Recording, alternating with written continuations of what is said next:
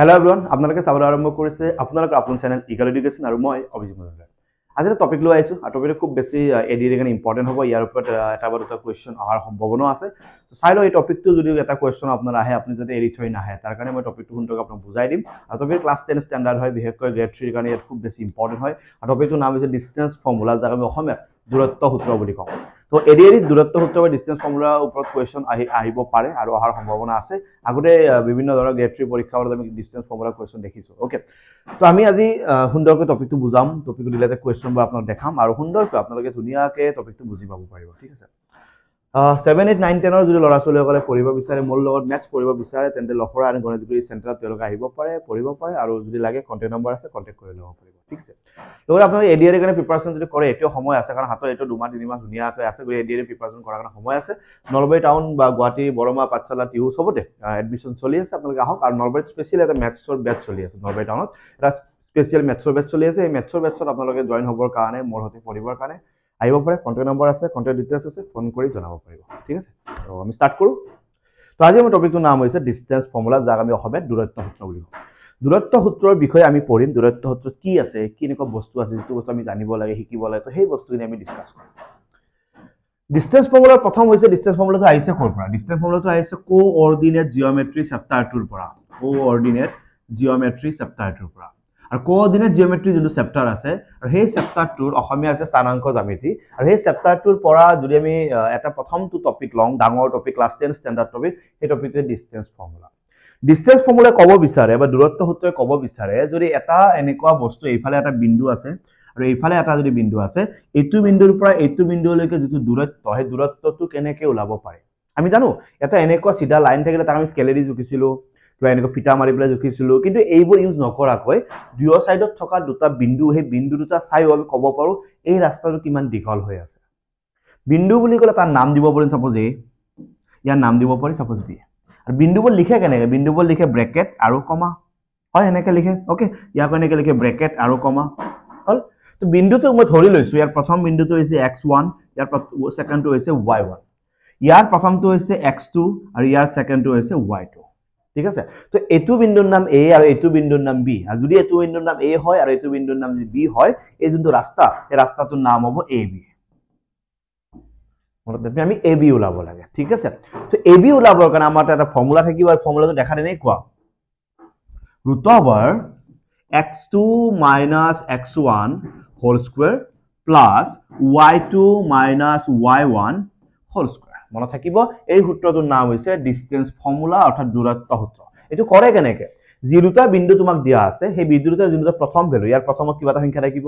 ইয়াৰ প্ৰথমত কিবা এটা সংখ্যা থাকিব, এই সংখ্যা দুটা মাইনাস কৰি ইয়াত লিখিব লাগে। আৰু মনত ৰাখিবা, এইটো আগত এইটো পিছত, বা এইটো আগত যদি এইটো পিছতো লিখা একো প্ৰব্লেম নাই। কিয় জানা? ওপৰত যেটো স্কয়াৰ আছে, ওপৰত স্কয়াৰ থাকিলে তুমি অকমান নাম্বাৰ দুটা চেঞ্জ হৈ যায়, একো বিশেষ তোমাৰ অসুবিধা নহয়। ক্লিয়াৰ? মনত থাকিব? Okay, that's it. সিমিলাৰলি এইটো ইয়াৰ সেকেন্ড এটা সংখ্যা দেখিছা, ইয়াৰ সেকেন্ড এটা সংখ্যা দেখিছা, আৰু সেকেন্ড সংখ্যা দুটা যদি বিয়োগ কৰা, তাৰ ভিতৰত ধুনীয়াকৈ স্কয়াৰ কৰা, সংখ্যা দুটা ওলট পালট হৈ যায়, তোমাৰ একো বিশেষ প্ৰব্লেম নহয়। তাৰ এই সূত্ৰটোৰ নাম হৈছে ডিসটেন্স ফৰ্মুলা, যাক আমি দূৰত্ব সূত্ৰ বুলি কওঁ। মনত থাকিব? ক্লিয়াৰ? ওকে, সংখ্যা দুটা তোমাৰ দিয়া থাকিব, চিন্তা কৰিব নালাগে। ধৰি লও ইয়াত এটা সংখ্যা দিয়া আছে 2,3, ইয়াত দিয়া আছে 4,7। ধুনীয়াকৈ 2 ৰ লগত 4ক বিয়োগ কৰিবা আৰু 3 ৰ লগত 7ক বিয়োগ কৰিবা, স্কয়াৰ কৰি প্লাস কৰিবা, you get the result. Clear? Okay, that's it. Next এটা বস্তু mid point formula. Mid point ফৰ্মুলাৰ ওপৰত প্ৰশ্ন বনিছে, আগতেও বনিছে, তুমিও জানা। মিড পইণ্ট ফৰ্মুলাটো কেনেকুৱা বস্তু? যদি আমি ইয়াতে এটা বিন্দু দিওঁ, ইয়াতে এটা বিন্দু দিওঁ, ঠিক আছে, এই বিন্দু দুটা লগ লগালে এটা ৰাস্তা হ'ব। এই বিন্দুটোৰ নাম যদি p হয় আৰু এই বিন্দুটোৰ নাম যদি q হয়, ৰাস্তাটোৰ নাম কি হ'ব? pq। তো p বুলি ক'লে ইয়াৰ যেহেতু বিন্দু, ইয়াৰ ষ্টাইল এটা আছে। সাপোজ ষ্টাইলটো এনেকুৱা x1, y1। ইও যেহেতু এটা বিন্দু, ইয়াৰ এটা ষ্টাইল আছে x2, y2। হ'ল। আৰু এই গোটেই যোনটো ৰাস্তাৰ নাম pq হয়, সেই pq একেবাৰে মাজত যিটো বিন্দু থাকিব, সেই মাজৰ বিন্দুটো মিড পইণ্ট বুলি কয় বা মধ্য বিন্দু বুলি কয়। তো মাজৰ বিন্দুটো কেনেকৈ ওলাব লাগে তাৰ কাৰণে এটা ফৰ্মুলা আছে, সেই ফৰ্মুলাটোৰ নাম হৈছে মিড পইণ্ট ফৰ্মুলা, অৰ্থাৎ মধ্য বিন্দুৰ সূত্ৰ। তো মাজৰ বিন্দুটো ওলাবৰ কাৰণে সূত্ৰটো এনেকুৱা, ইয়াৰ প্ৰথমটো আৰু ইয়াৰ প্ৰথমটো তুমি যোগ কৰিব লাগে, যোগ কৰি 2 দি হৰণ কৰিব লাগে। মনত থাকিব? ইয়াৰ সেকেন্ডটো যোগ কৰিব লাগে, যোগ কৰি 2 দি হৰণ কৰিব লাগে তেতিয়া তুমি যেটো নাম্বাৰ পাবা সেই নাম্বাৰটো হৈছে এই যোনডাল লাইন এই লাইনডালৰ একেবাৰে মাজত থকা এটা বিন্দু আৰু সেই বিন্দুটো দেখাত এনেকুৱা হ'ব চাব ধৰিছো ইয়াত এটা বিন্দু আছে 3,4 হ'ব ইয়াত এটা বিন্দু আছে 4,12 তো মাজত ওলাব লাগে কি কৰিবা ইয়াৰ প্ৰথমটো 3 ইয়াৰ প্ৰথমটো 7 দকে যোগ কৰা হাতে দিনি কিমান 10 10ক 2 দি হৰণ কৰিলে কিমান পাবা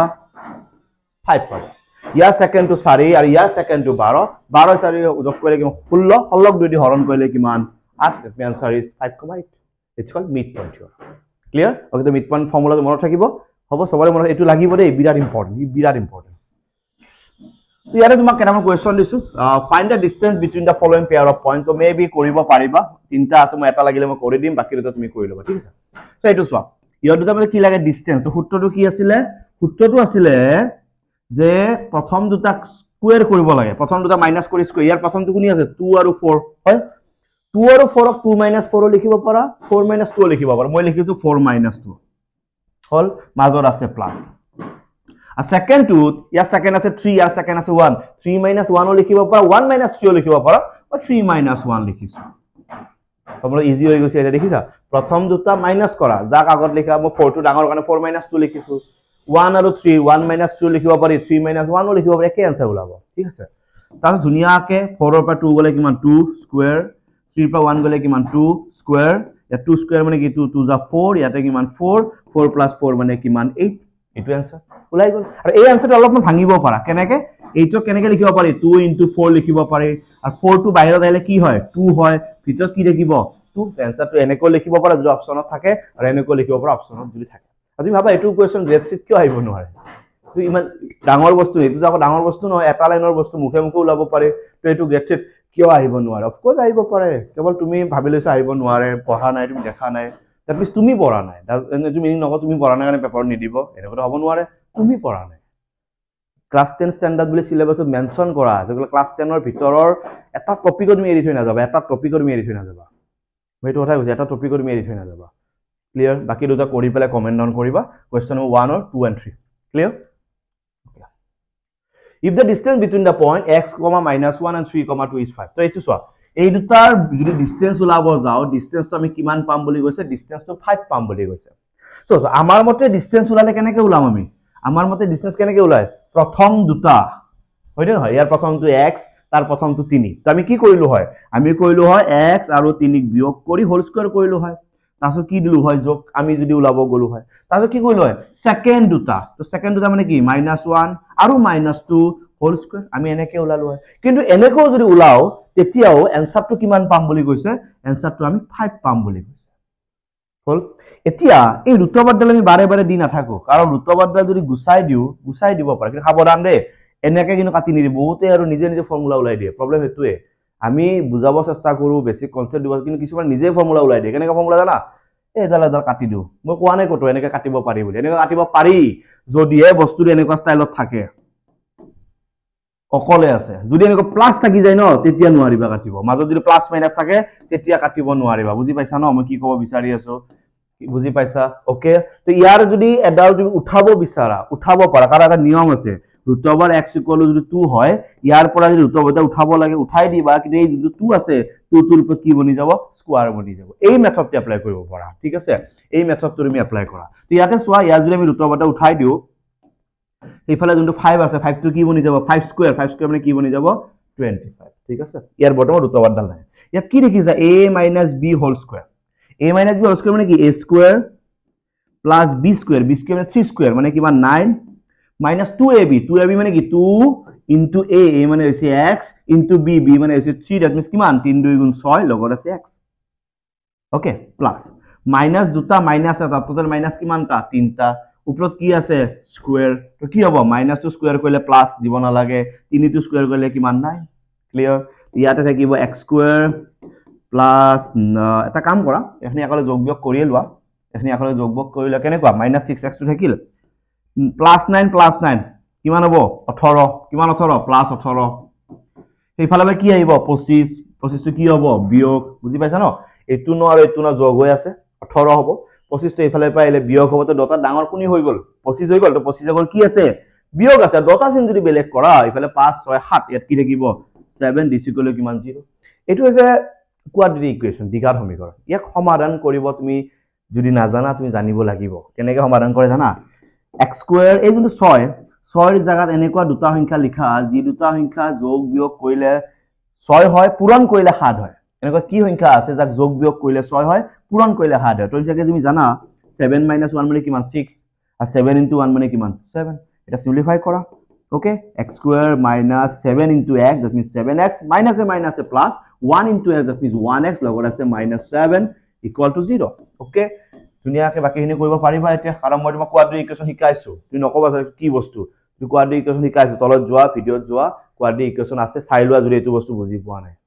সেইকাৰণে আমি এটা বস্তু আগতে দিও সেইটো আকৌ এবাৰ আমি তোমাক নিদিও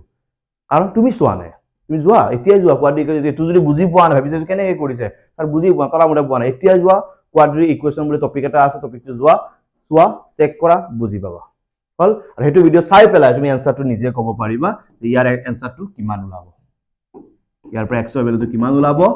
যদি তুমি ওলাব পাৰা নাই তুমি এতিয়াই গৈ কোৱাড্ৰেটিক ইকুৱেশ্যনৰ ভিডিওটো চাই আহা ভিডিওটো চাই আহি তুমি আনসাৰটো মোক জনাবা ক্লিয়াৰ বুজি পাইছো যদি ভিডিওটো চাই আহা কোৱাড্ৰেটিক ইকুৱেশ্যন তাৰ পিছত তুমি আনসাৰটো জনাবা আদাৰৱাইজ তুমি আনসাৰটো বুজি নাপাবা আৰু মই তোমাক বুজাব নোৱাৰিম কাৰণ যদি তুমি কোৱাড্ৰেটিক ইকুৱেশ্যন ভিডিওটো চোৱা নাই বা তুমি ক্লাছটো চোৱা নাই okay next one find the distance of the point -6,8 from the origin বুলি কৈছে origin বুলি ক'লে সদায় মনত ৰাখিবা মূল বিন্দু বুলি ক'লে মনত ৰাখিবা 0,0 ঠিক আছে তুমি এইটো আৰু এইটোৰ মাজত ডিসটেন্স ওলাবলে this da formula root over হয় প্ৰথমটো বিয়োগ প্ৰথমটো -6 - 0 হোল স্কয়াৰ সেকেন্ডটো বিয়োগ সেকেন্ডটো 8 - 0 হোল স্কয়াৰ হৈ গল 0 to কাম না অকল কোন দেখিল -6 ক স্কয়ার কৰিলে কিমান মাইনাস প্লাস আৰ 6 স্কয়াৰ কৰিলে 6 6 গুণ কিমান 36 মাজৰ আছে যোগ 0 তো লিখিলা আপনি h স্কয়াৰ 8 8 গুণ কিমান 64 2 যোগ কৰিলে কিমান ওলাব 100 ৰুট ওভাৰ 100 মানে কিমান 10 তো 10 কোড আছে option C is the correct answer option C is the correct answer clear পাইছো বুজি হ'ব next question The midpoint of the line segment joining the point is okay midpoint ulabo is car -2 আৰু 8 আৰু second to আছে -6 আৰু -4 ইয়াৰ কি ulabo লাগে midpoint আমি জানো midpoint ৰ ফৰ্মেটটো কি আছিল প্ৰথম দুটা যোগ কৰা -2 যোগ -6 divided by 2 যোগ বুলি কিয় কৈছো যোগ ইহালে বিয়োগ আলটিমেটলি বিয়োগে হ'ব না এখানে যোগদাল নিদিলে হ'ব কমা সেকেন্ড দুটা 8 যোগ -4 মানে আলটিমেটলি -4 divided by 2 হ'ব 6 আৰু 2 মানে 8 8ক 2 দি হৰণ কৰিলে কিমান -4 6 পৰা 4 গলে 8 পৰা 4 গলে 4 4 2 দি হৰণ গলে আকৌ কিমান 2 এর आंसर কিমান পালো -4,2 কোড আছে option C is the correct answer বুজি পাইছো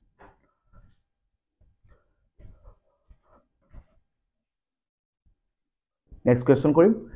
a -6,7 and -1,-5 okay are two given point and the distance of 2ab so 2ab মানে কি মিনিং কৰিছে গম পাইছা ন 2ab মানে মিনিং কৰিছে দুইৰ লগত ab টো পূৰণ কৰিব লাগে আৰু ab মানে কি ab মানে হৈছে a এৰ পৰা b লৈকে a মানে হৈছে a2 b হৈছে a2 মানে আমি উলাব দিছে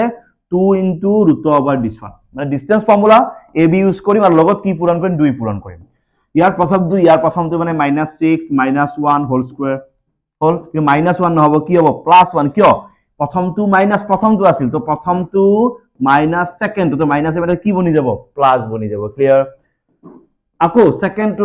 7 আৰু -5 তো কি হ'ব 7 মাইনাস কিমান প্লাস লগত আছে 5 হোল স্কয়ার দুইটো আছে বাহিৰত ইয়াত -6 আৰু এটা টোটাল কিমান -5 ওপৰত কি আছে স্কয়াৰ হাতে আছে কিমান 12 ওপৰত কি আছে স্কয়ার ঠিক আছে ইয়াত থাকিল 2 5 5 গুণ কিমান 25 12 12 গুণ কিমান 140 দুটা যোগ কৰাচোন কিমান হ'ব 5 4 9 4 5 6 তুমি 169 মানে কোন হয় দুটোবাৰ 169 মানে কি হয় 13 হয় 13 13 গুণ 169 আৰু মাজৰ একোনে মানে এইবোৰ কি আছে পূৰণ আছে ডকে পূৰণ কৰিলে 13 2 গুণ কিমান 26 কোড আছে option B is the correct answer option B is the correct answer ঠিক আছে ক্লিয়ার পাইছো বুজি ওকে টানটো লাগা নাই বৰ্তমান টান লাগিছে নেকি টানটো লাগানতে সৰু টপিক ইয়াৰ পৰা এটা কোৱেশ্চন আহিলে তুমি কৰিছ আহিব লাগে বাস মই এটা কথাই কৈ আছো সৰু টপিক মই টপিকলা সৰুকে তোমাক দি আছো যাতে তুমি সব ডাঙৰ চেপ্টাৰ হিচাপে দিলে তুমি কনফিউজ হৈ যাবা তুমি ডাঙৰ ত্ৰিকোণমিতি বুলি দিও কিমান পঢ়িবা তাৰ মাজত যদি কমন টপিকটো এক্সট্ৰাকে কাটি পেলাই মই তোমাক দিও পৰম্বৰ তোমাৰ সোনকালে বুজি পোৱা সহজ হ'ব ওকে আৰু কেনেকুৱা লাগিছে ক্লাসটো জনাবা কমেন্ট কৰি আৰু নতুন কি ক্লাস লাগে কি টপিকৰ ওপৰত কোৱেশ্চন লাগে কিও টপিক তুমি নাজানা এবাৰ কমেণ্ট কৰি জনাই থৈ দিবা মই তাক এপ্লাই কৰিবৰ কাৰণে মই চেষ্টা কৰিম আৰু ধুনীয়াকৈ ক্লাছটো চাই আছোঁ তাৰ কাৰণে বহুত বহুত ধন্যবাদ আৰু লগ পাম এটা নতুন ক্লাছত তেতিয়ালৈকে চাই থাকিবা আপোনালোকৰ আপোন channel Eagle Education thank you so' much